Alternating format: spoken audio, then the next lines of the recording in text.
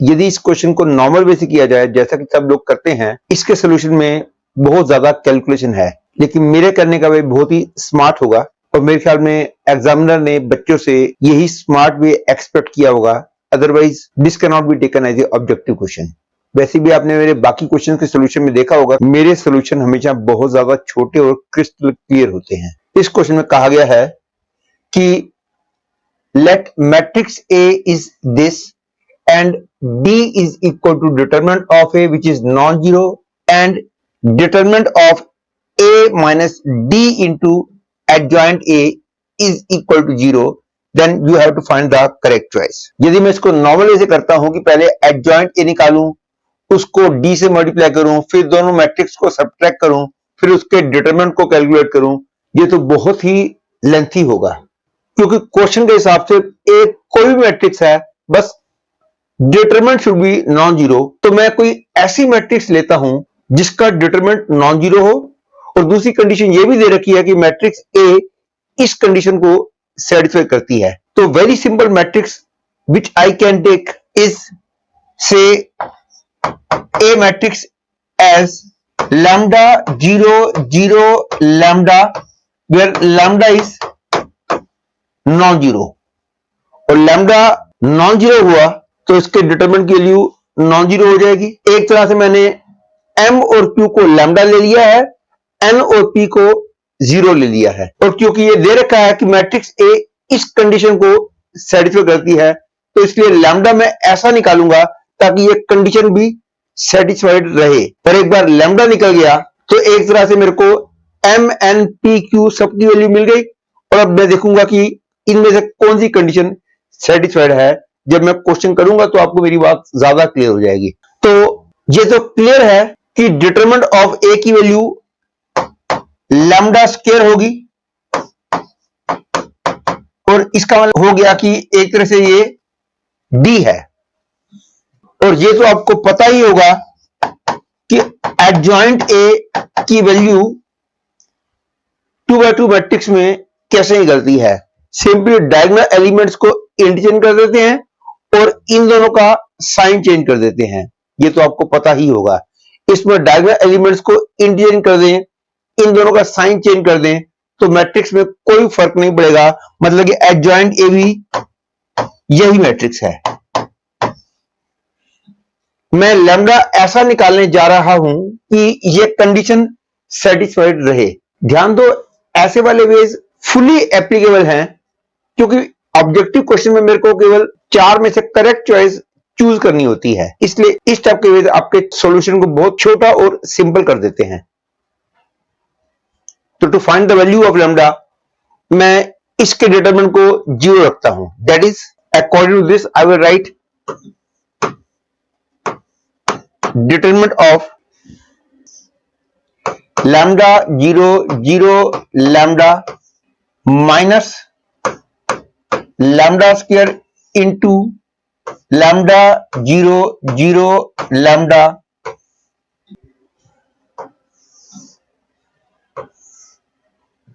This is equal to determinant of lambda minus lambda cube 0 0 and lambda minus lambda cube. तो क्योंकि इसका determinant 0 दे रखा है इसलिए इसको मैं 0 रखता हूं, तो lambda minus lambda cube square equal 0, that is either lambda is 0 और 1 और -1।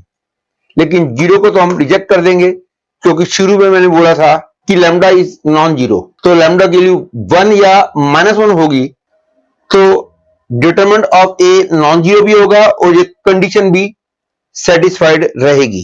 तो आप देख सकते हो यदि मैं लैम्डा की वैल्यू 1 या -1 ले लूं तो क्वेश्चन मेरा कितना सिंपल हो जाएगा। ध्यान रहे कि मेरा मेन एम केवल करेक्ट ऑप्शन निकालना है, पूरे क्वेश्चन को जनरल वे से सॉल्व करने की मेरे को जरूरत नहीं है। तो इसी बात को ध्यान रखते हुए मैंने क्वेश्चन को ऐसे लिया है, मेरी कैलकुलेशन बहुत कम हो गई है। अब यदि मैं लैम्डा की वैल्यू 1 लेता हूं तो m और q की वैल्यू हो गई 1, n और p की वैल्यू हो गई 0 और d की वैल्यू हो गई 1। अब देखते हैं कि कौन सी कंडीशन सेटिस्फाइड है। लेकिन इसमें ध्यान रहे कि कई बार ऐसा भी हो जाता है कि हमको एक से ज्यादा करेक्ट ऑप्शन दिखाई देती है। ऐसा यूजुअली कम ही होता है, लेकिन कभी कभी हो जाता है कि इस तरीके से more than one options correct दिखाई देनी शुरू होती है। और यदि आपको ऐसी दिक्कत आती है तब हम क्या करेंगे वो भी मैं इस क्वेश्चन में बताऊंगा, क्योंकि इसमें भी लैम्डा की वैल्यू 1 लेने पर दो ऑप्शंस आपको करेक्ट दिखाई देंगी। लेकिन ये शो है कि जो हमको करेक्ट ऑप्शन दिखाई दी है उन्हीं में से कोई ना कोई एक करेक्ट है, जो गलत दिखाई दे रही है वो तो पक्का गलत है। Let me complete this question, तो आपको मेरी बातें ज्यादा क्लियर हो जाएंगी। यदि m और q को मैंने 1 लिया है, n p और 0 लिया है, d भी 1 आया है, तो आप देखोगे कि ये ऑप्शन भी करेक्ट बन रही है, क्योंकि 1 + 1 2, 1 + 1 2। लेकिन ये पक्का गलत है कि यदि d की वैल्यू 1 लेता हूं, m और q को 1 लेता हूं, तो लेफ्ट साइड में 2 आएगा, राइट साइड में 4 आएगा, इसलिए ये तो पक्का गलत हो गया। सिमिलरली इसमें लेफ्ट साइड में 4 आ जाएगा, राइट साइड में 2 आ जाएगा, इसलिए ये भी पक्का गलत है। इसमें लेफ्ट साइड में भी 4 आएगा और राइट साइड में भी 4 आएगा, मतलब कि अब ये क्लियर हो गया कि करेक्ट ऑप्शन इन्हीं में से कोई ना कोई है। ये ध्यान रहे ये सॉल्यूशन बहुत ज्यादा छोटा है as compare to normal way of doing this question. यदि आप अपने आप इसको नॉर्मल वे से सॉल्व करने की कोशिश करो, आप देखोगे कि कैलकुलेशन टफ भी है और सॉल्यूशन टाइम कंज्यूमिंग भी है। अब मेरे साथ दिक्कत ये आ गई है, जैसा कि कभी कभी होता भी है, कि मेरे को दो ऑप्शंस करेक्ट दिखाई दे रही है।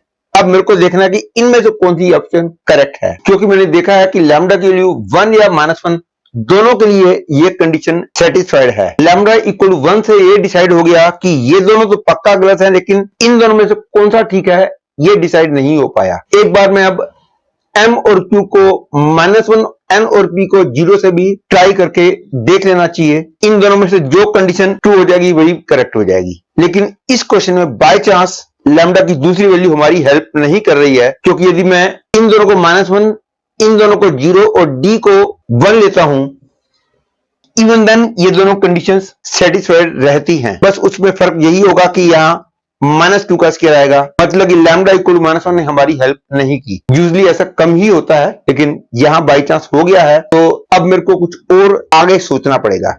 और आगे मैं ऐसे करता हूं कि मैं कोई और दूसरी मैट्रिक्स लेता हूं जिसके डिटरमिनेंट की वैल्यू नॉन जीरो है और ये कंडीशन भी सेटिस्फाइड है। क्लियर है? यदि मैं मैट्रिक्स ए को 0 0 अल्फा अल्फा ऐसे मान लेता हूं और अल्फा की वैल्यू ऐसी निकालता हूं जिसके लिए इसके डिटरमिनेंट की वैल्यू 0 आ जाए, तो फिर इस प्रोसीजर से मैं इन दोनों में से जो करेक्ट होगी वो चूज कर पाऊंगा। जो दो रॉन्ग हो चुकी है उनको तो अब चेक करने की भी जरूरत नहीं है, ये दोनों तो पक्का गलत हैं। और इसको यूज करने से अल्फा की जो वैल्यू निकलेगी उसकी हेल्प से मैं इन दोनों में से कौन सी करेक्ट है ये मैं चूज कर लूंगा। ध्यान रहे कि इस केस में b की वैल्यू हो जाएगी -अल्फा स्क्वायर, और क्योंकि d नॉन जीरो है इसलिए मेरे को बोलना पड़ेगा कि अल्फा इज नॉन जीरो। और इसको यूज करते हुए I will get determinant of 0 alpha alpha 0 minus alpha square, क्योंकि d की वैल्यू -अल्फा स्क्वायर है, इनटू इसका एडजॉइंट निकालना है। आपको पता होगा कि 2x2 मैट्रिक्स में एडजॉइंट निकालने के लिए केवल इन दोनों एलिमेंट्स को चेंज किया जाता है और इन दोनों का साइन चेंज किया जाता है। तो I will be getting 0 -alpha 0,